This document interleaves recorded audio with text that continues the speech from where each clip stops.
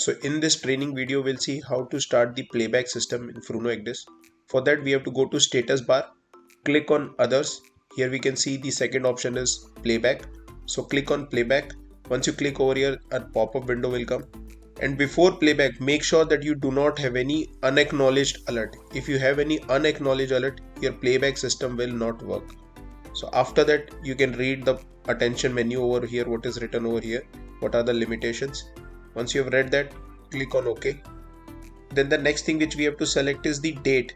On which date we want to see the playback from. So I'll come over here, select any random date. Once I've selected the date, I'll press OK. After that, I have to select the time. From what time I want to see the playback from. So I'll just drag this and I'll select any random time over here. Once I've selected the time, I will press this play button over here, and on the screen you can see playback button is coming. It shows that the playback is running on the 𝐏𝐋𝐀𝐘𝐁𝐿. It is just for indication.